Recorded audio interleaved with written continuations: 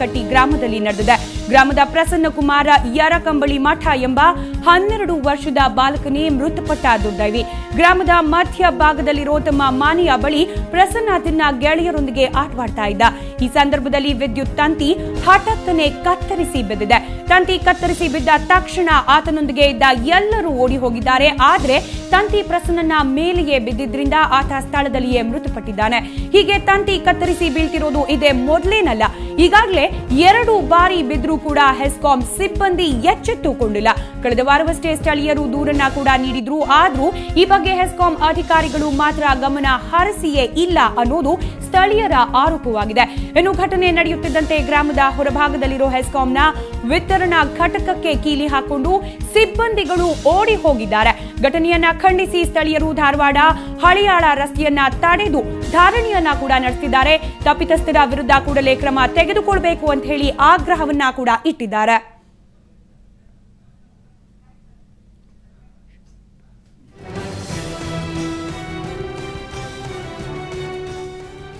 ದೃಶ್ಯಾವಳಿಗಳಲ್ಲಿ ಗಮನಿಸ್ತಾ ಇದ್ದೀರಿ. ವಿದ್ಯುತ್ ತಂತಿ ಆಟವಾಡ್ತಿದ್ದ ಬಾಲಕನ ಮೇಲೆ ಬಿದ್ದ ಪರಿಣಾಮ ಬಾಲಕ ಸ್ಥಳದಲ್ಲೇ ಮೃತಪಟ್ಟಿರುವ ಘಟನೆ ನಡೆದಿರೋದು. 12 ವರ್ಷದ ಬಾಲಕ ಪ್ರಸನ್ನ ಕುಮಾರ್ ಯರಗಂಬಳಿ ಮಠ ಮೃತಪಟ್ಟಿರೋ ದುರ್ದೈವಿಯಾಗಿದ್ದಾನೆ. ಗ್ರಾಮದ ಮಧ್ಯಭಾಗದಲ್ಲಿ ಅವರ ಮನೆ ಇರುತ್ತೆ. ಮನೆ ಮುಂದೆ ಗೆಳೆಯರ ಜೊತೆ ಆಟ ಆಡ್ತಾ ಇರ್ತಾನೆ. ಆ ಸಂದರ್ಭದಲ್ಲಿ ವಿದ್ಯುತ್ ತಂತಿ ಹಠಾತ್ತನೆ ಕತ್ತರಿಸಿ ಆತನ ಮೇಲೆ ಬಿದ್ದಿರೋದು. ಕೂಡಲೇ ಆತನ ಪ್ರಾಣ ಪಕ್ಷಿ ಕೂಡ ಹಾರು ಹೋಗಿರೋದು. ಈ ರೀತಿ ಮೊದಲೇ ಬಾರಿ ಏನಲ್ಲ ವಿದ್ಯುತ್ ತಂತಿ ಕತ್ತರಿಸಿ ಬೀಳ್ತಿರೋದು. ಈ ಹಿಂದೆ ಕೂಡ 2-3 ಬಾರಿ ಬಿದ್ದಿದ್ರು ಕೂಡ ಅಧಿಕಾರಿಗಳು ಗಮನವನ್ನ ಹರಿಸಿಲ್ಲ. ಹಾಗಾಗಿ ಬಾಲಕನ ಸಾವಿಗೆ ನೇರವಾಗಿ ಹೆಸ್ಕಾಂ ಅಧಿಕಾರಿಗಳೇ ಕಾರಣ ಅಂತ ಹೇಳಿ ಸ್ಥಳೀಯರು ಗ್ರಾಮಸ್ಥರು ತಮ್ಮ ಆಕ್ರೋಶವನ್ನ ಹೊರಹಾಕ್ತಾ ಇರೋದು.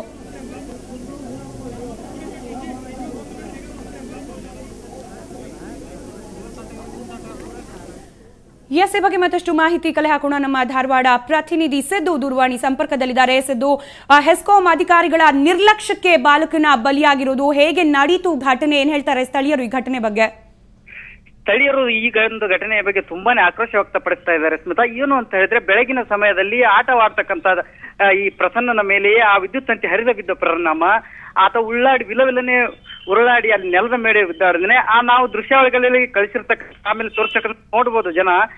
ಆತನ ಆ ಉರುಳಾಡಿದ ಆ ಒಂದು ಪ್ರಾಣದ ಸಂಕಟ ಎಷ್ಟು ಇತ್ತು ಅಂತ ಹೇಳಿದ್ರೆ, ಆತನ ಉರುಳಾಟಕ್ಕೆ ಆ ತಂತಿ ಕೂಡ ಆತನ ಮೈ ಮೇಲೆಲ್ಲ ಹರಿದಾಡಿ ಕಡೆಗೆ ತಾನು ಬೋರ್ಲಾಗಿ ಬಿದ್ಕೊಂಡು ಇದು ಮಾಡ್ದ. ಆಮೇಲೆ ಇನ್ನೊಂದು ಏನಂದ್ರೆ, ಈ ಘಟನೆ ಆಗಿರ್ತಕ್ಕಂಥದ್ದು ಇದು ಮೊದಲೇ ಏನಲ್ಲ, 2 ಸರ್ತಿ ಆಗಿದ್ರು ಅಲ್ಲಿಯ ಒಂದು ಗ್ರಾಮಸ್ಥರು ಹೆಸ್ಕಾಂ ಅಧಿಕಾರಿಗಳಿಗೆ ಈ ಘಟನೆ ಬಗ್ಗೆ ಮಾಹಿತಿ ಕೊಟ್ಟಿದ್ರು. ಆಮೇಲೆ ಇದು ಮತ್ತಷ್ಟು ಮಾಹಿತಿ ನಿಮ್ಮಿಂದ ಪಡ್ಕೊಳ್ತೀನಿ. ಈಗ ಈ ಘಟನೆ ಬಗ್ಗೆ ಮಾತನಾಡ್ಲಿಕ್ಕೆ ಖುದ್ದು ಮೃತಪಟ್ಟಿರೋ ಬಾಲಕನ ಚಿಕ್ಕಪ್ಪ ಚಂದ್ರಶೇಖರ್ ಅವರು ನಮ್ಮ ಜೊತೆ ದೂರವಾಣಿ ಸಂಪರ್ಕದಲ್ಲಿದ್ದಾರೆ. ನಮಸ್ಕಾರ ಸರ್.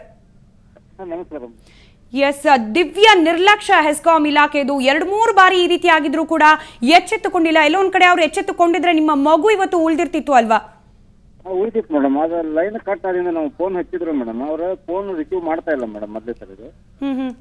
ಆಮೇಲೆ ಅವ್ರು ಅದನ್ನ ಲೈನ್ ತೆಗೀರಿ ಹಿಂಗಲ್ಲ ಹುಡುಗಿ ಇದಾಗೈತೆ ಅಂತ ಈಗ ಬೇರೆದಾರ ಫೋನ್ ಹಚ್ಚಿ ಕಾಂಟ್ಯಾಕ್ಟ್ ಮಾಡಿದಾಗ ಅವ್ರು ಇಲ್ಲ ಈಗ ನಾವು ಈಗ ಲೈನ್ ಹಾಕಿವಿ ಲೈನ್ ತೆಗಿಯೋದಿಲ್ಲ ಅಂತ ಇದು ಮಾಡಿದ್ರು.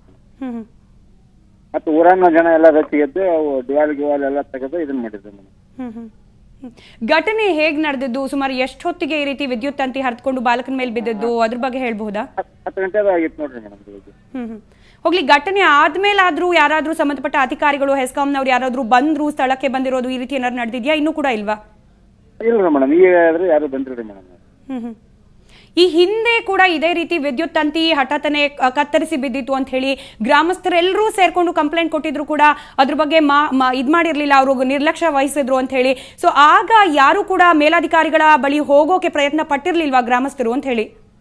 ಇಲ್ಲ ಮೇಡಮ್, ಅವ್ರಿಗೆ 2 ಸಲ ಆದ್ರೂ ಈಗ ಜನಕ್ಕೆ ಅವ್ರಿಗೆಲ್ಲ ಮೇಲಾಧಿಕಾರಿ ಸೆಕ್ಷನ್ ಆಫೀಸರ್ಗೆ ಹೇಳಿದ್ರೆ ಅವ್ರು ಬಂದ್ ಕಾಸು ಟೆಂಪ್ರರಿ ಮಾಡಿ ಹೋಗ್ತಿದ್ರೆ ಮತ್ತೆ ಹೊಳ್ಳಿ ಹಿಂಗ ಇದಾಗ್ತಾ ಇತ್ತು. ಮೇಡಮ್, ಈ ಗ್ರಾಮಸ್ಥರೆಲ್ಲ ಸೇರ್ಕೊಂಡು ಪ್ರತಿಭಟನೆ ಮಾಡ್ತಾ ಇರೋದು, ರಸ್ತೆ ತಡೆಯನ್ನ ಕೂಡ ನಡೆಸಿರೋದು ಬಾಲಕನ ಸಾವಿಗಾಗಿ. ಸೊ ಈಗಲಾದ್ರೂ ಯಾರು ಹೆಸ್ಕಾಂನವರಂತೂ ಬಂದಿಲ್ಲ, ಬೇರೆ ಅಧಿಕಾರಿಗಳು ಅಥವಾ ಏನು ಜನಪ್ರತಿನಿಧಿಗಳು ಯಾರು ಬಂದು ಭೇಟಿ ಮಾಡಿದ್ದು ಅಥವಾ ನಿಮ್ಮ ಕುಟುಂಬವನ್ನ ಮಾತಾಡಿಸಿದ್ದು ಏನಾದ್ರೂ ನಡೆದಿದ್ಯಾ? ಸಾಹೇಬರು ಬಂದಿದ್ದಾರೆ ಮೇಡಮ್. ಏನ್ ಹೇಳ್ತಾರ, ಅವ್ರೇನ್ ಹೇಳ್ತಾರೆ ಇದ್ರ ಬಗ್ಗೆ? ಇಲ್ಲ, ನಾವು ಇಲ್ಲಿ ಬೇರೆ ಕಡೆ ಇದ್ದೀರಿ ಮೇಡಮ್. ನಾವು ಇಲ್ಲ ಟೈಮ್ನಾಗ ಅಲ್ಲಿ ಮನೆಗೆ ಬಂದ ತಕ್ಷಣ ಮಾಡಿದ್ರೆ ನಾವು ಲೇಖನ್ ಕಡೆ ಎಲ್ಲ ಹುಡುಗರು ಸ್ಟ್ರೈಕ್ ಮಾಡಿ ಮಾಡಿದ್ರೆ ಅವ್ರು ಪೊಲೀಸ್ ಕಂಪ್ಲೇಂಟ್ ಮಾಡೋಸಲ ನಾವು ಅಲ್ಲಿ ಕರ್ಕೊಂಡು ಹೋಗಿದ್ರು.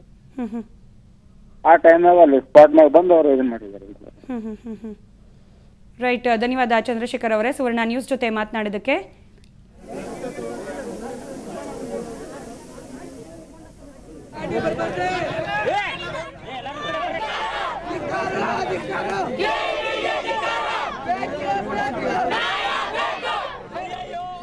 ಎಸ್ಎನ್ಐ ಬಗ್ಗೆ ಮಾತನಾಡಲಿಕ್ಕೆ ಹೆಸ್ಕಾಂ ಅಧಿಕಾರಿಯಾದ SP ಹಿಂಗಳಗಿ ಅವರು ನಮ್ಮ ಜೊತೆ ದೂರವಾಣಿ ಸಂಪರ್ಕದಲ್ಲಿರೋದು. ನಮಸ್ಕಾರ ಸರ್.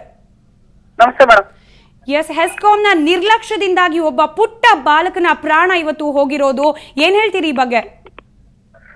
ಮೇಡಮ್, ನಿರ್ಲಕ್ಷ್ಯತ ಅಂತಲ್ಲ ಮೇಡಮ್, ಅದು ನಿನ್ನೆ ಮಳೆಗಾಳಿಯಿಂದಾಗಿ ಜೋರ ಮಳೆ ಆಗಿದ್ದಕ್ಕೆ ಆತರ ಕಟ್ ಆಗಿದೆ. ಬಟ್ ಆ ಕಟ್ ಆಗಿದ್ದು ನಮ್ಗೆ ಯಾವ್ದೇ ಗಮನಕ್ಕೆ ಬಂದಿಲ್ಲ ಮೇಡಮ್. ಅಲ್ಲ ಸರ್, ಇದು ಮೊದಲೇ ಬಾರಿ ಆಗಿದ್ರೆ ತಾವು ಹೇಳೋದನ್ನ ಒಪ್ಕೋಬಹುದಾಗಿತ್ತು. ಆದ್ರೆ ಈ ಹಿಂದೆ ಕೂಡ 2-3 ಬಾರಿ ಇದೇ ರೀತಿ ಆಗಿದ್ರು. ಗ್ರಾಮಸ್ಥರು ಬಂದು ಕಂಪ್ಲೇಂಟ್ ಅನ್ನ ಕೊಟ್ಟಿದ್ರು ಕೂಡ ತಮ್ಮ ಇಲಾಖೆ ಸ್ಪಂದಿಸಿಲ್ಲ ಅಂತ ಹೇಳಿ ಮಾಹಿತಿ ಲಭ್ಯವಾಗಿರೋದು.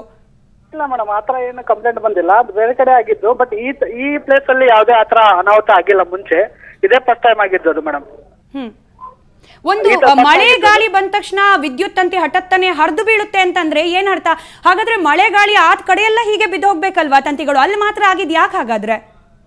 ಇಲ್ಲ ಮೇಡಮ್, ಅದು ಮಳೆಗಾಳಿ ಅಂದ್ರೆ ಗಿಡ ಎಲ್ಲ ಟಚ್ ಆಗುತ್ತಲ್ಲ ಮೇಡಮ್, ಅಲ್ಲಿ ಅದು ಗಿಡ ಇದ್ದಕ್ಕೆ ಗಿಡ ಟಚ್ ಆಗಿಬಿಟ್ಟು ಲೈನ್ ಶಾರ್ಟ್ ಆಗಿ ಗಿಡಗಳು ಟಚ್ ಆಗದೆ ಇರೋ ತರ ಕಟ್ ಮಾಡ್ತಾ ಇರ್ಲಿ ಅಂತಾನೆ ತಮ್ಮ ಇಲಾಖೆಗೆ ಹಣ ಮಂಜೂರಾಗಲ್ವಾ ಸರ್?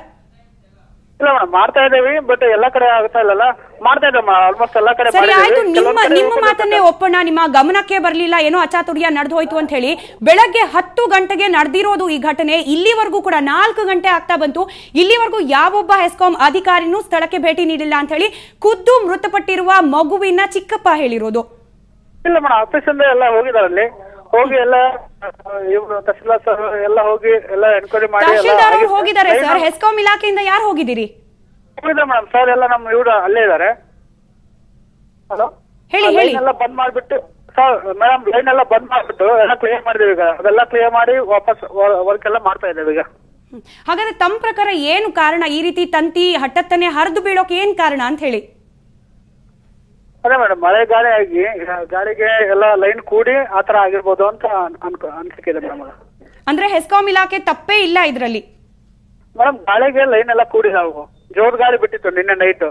ನಿನ್ನೆ ಸಪ್ಲೈ ಇಲ್ಲ ಮೇಡಮ್, ಎಲ್ಲ ಪೂರ್ತಿ ಲೈನ್ ಎಲ್ಲ ಕಟ್ ಆಗ್ಬಿಟ್ಟು ಕಂಬ ಎಲ್ಲ ಬಿದ್ದು ಆತರ ಆಗಿದೆ ಮೇಡಮ್. ಕೆಲವೊಂದ್ ಕಡೆಯಿಂದ ಸಪ್ಲೈ ಕೊಡಕ್ಕಾಗಿಲ್ಲ ಮೇಡಮ್, ಅದೆಲ್ಲ ಅರೇಂಜ್ಮೆಂಟ್ ಮಾಡ್ತಾ ಇವಾಗ. ರೈಟ್, ಓಕೆ, ಧನ್ಯವಾದ ಹಿಂಗಳಗಿ ಅವರೇ ಸುವರ್ಣ ನ್ಯೂಸ್ ಜೊತೆ ಮಾತನಾಡೋದಕ್ಕೆ.